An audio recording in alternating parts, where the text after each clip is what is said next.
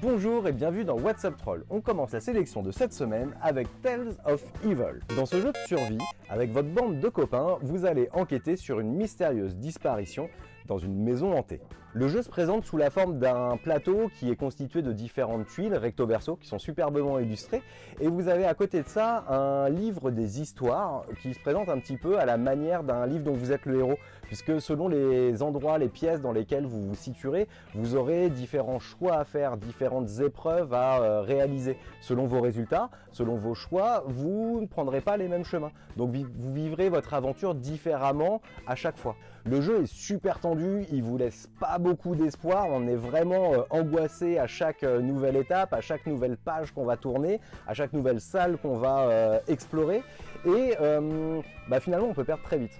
Nous clairement notre première partie on s'est fait dézinguer, on n'a pas réussi, on y est revenu une deuxième fois où là au regard de ce qu'on connaissait un petit peu, on a réussi à triompher sur notre première mission. Pour tous ceux qui aiment le côté Stranger Things, Stephen King, vous allez vraiment y trouver votre compte puisque vous avez énormément de références au travers des cartes, au travers des tuiles et des événements qui vont succéder. Par contre, tout petit bémol, c'est au niveau des règles, il y a quelques imprécisions, ça vous demandera un petit peu de recherche sur internet, de trouver justement les 2-3 points de règles qui méritent d'être éclaircis. Après, c'est rien d'insurmontable, ça se trouve assez facilement en cherchant sur Google.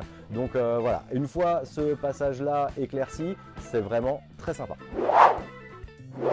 En 2348, vous avez envoyé votre corporation sur une lune glacée de Jupiter qui s'appelle donc Artemis.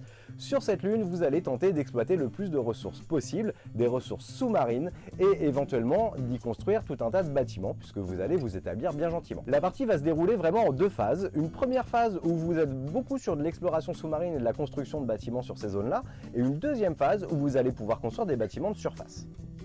À chaque tour, vous possédez des dés que vous allez lancer et un petit peu à la manière d'un jeu de pose d'ouvrier, vous allez ensuite les placer sur les différents emplacements disponibles du plateau, chaque emplacement ayant sa propre action et sa propre mécanique. Récupérer des ressources, explorer les fonds marins, construire des bâtiments, recruter différents colons, éventuellement les former, puisque vous avez 4 types de colons différents qui auront des bonus qui leur seront propres. Alors contrairement à beaucoup de jeux de placement d'ouvriers avec des dés, les fortes valeurs, même si elles vont être assez puissantes, ont un gros inconvénient, c'est qu'elles vont être plus lentes que les faibles valeurs. Donc parfois avoir l'initiative, jouer le premier avec des petits dés, ça va vous servir. De plus, et ça c'est super important, c'est quand vous allez construire un bâtiment, le coût de ce bâtiment dépend de la valeur de votre dé. Donc vous aurez envie de mettre une valeur faible dessus. Attention, parce que parfois, un autre joueur va aller mettre une valeur supérieure et vous piquer le bâtiment que vous convoitiez. Et tout le truc du jeu est là. C'est à vous d'essayer de trouver le bon rythme, d'essayer de passer devant les autres joueurs en allant plus vite qu'eux avec des petits dés, tandis que du coup, eux, ils pourront pas profiter de leur gros dés qui leur permettrait éventuellement d'avoir pris plus de ressources. On a joué à 2 et c'est un bon format. Je pense qu'à 3 ou à 4, ça doit être encore plus sympa puisqu'on doit encore plus se gêner, aller se titiller sur les différentes pistes et s'embêter là-dessus. Bref, pour moi, c'est un coup de cœur. C'est tout à fait ma came de jeu. J'ai beaucoup aimé. Alors, on pourrait croire que Run and Roll est un jeu de roll and write en mode cool. Non, c'est pas cool, c'est fat, c'est costaud, c'est du lourd. Les dés sont vraiment un prétexte dans le sens où vous allez effectivement les lancer, c'est le principe d'un dé, et ensuite on va drafter, puisqu'à chaque joueur va récupérer un dé parmi ceux qui sont disponibles. Le premier joueur va en prendre un, le deuxième, le troisième, et quand on arrive au dernier joueur, lui il en prend 2 et on repart dans l'autre sens. Et c'est là que la partie optimisation commence. Chaque joueur possède un plateau personnel et va donc utiliser les différents résultats donnés par les dés pour annoter son plateau. C'est super prise de tête. Vous avez plein de choses possibles à faire, les choix sont pas évidents, chaque action en entraîne une autre, donc c'est de l'optimisation aux petits oignons, faut vraiment aimer ça, c'est du costaud. En définitive, ce jeu s'adresse vraiment aux joueurs qui adorent se faire des nœuds à la tête et d'aller aller chercher quel est le petit truc qui peut leur faire maximiser leurs points.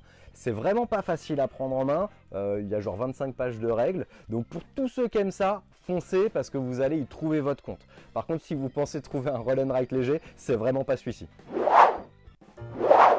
Qui a volé la tarte pomme? Qui a peint le sable en rouge? C'est ce que vous allez essayer de découvrir dans les 6 enquêtes proposées par Détective Charlie. C'est un jeu qui s'adresse aux enfants, à faire avec les parents, puisqu'il faut au moins quelqu'un qui sache lire autour de la table. Les enquêtes sont super mignonnes avec des personnages trop sympas qu'on va interroger, puisqu'à chaque tour vous allez lancer un dé. Le dé va vous permettre de déplacer Charlie sur les différentes cartes. Selon la carte sur laquelle je tombe, je vais donc interroger un suspect ou un témoin, et c'est en recueillant son témoignage que je vais pouvoir éliminer ou non différents coupables. Le but du jeu sera évidemment de retrouver qui a commis cet horrible crime et de revenir au commissariat avant l'heure du thé, parce que chez les souris, le thé c'est super important. Mes enfants ont vraiment adoré parce que c'est super mignon au niveau des petits animaux que vous allez interroger, que vous allez rencontrer. Les histoires sont très bien fichues. Non, franchement, c'est une excellente réussite. Mes enfants ont beaucoup aimé les histoires qui leur ont été racontées dedans. Ils avaient vraiment envie de trouver le coupable, ça leur semblait super important. D'ailleurs, j'aimerais bien savoir qui a peint le sable en rouge. Et voilà pour notre sélection, j'espère qu'elle vous aura plu. N'hésitez pas à commenter, partager, liker, à vous abonner à la page Le Troll Savant, à la chaîne Sominibis, et je vous dis à la semaine prochaine. À bientôt. On y retrouve l'univers de Stranger Things, de Stephen King, de Burger King.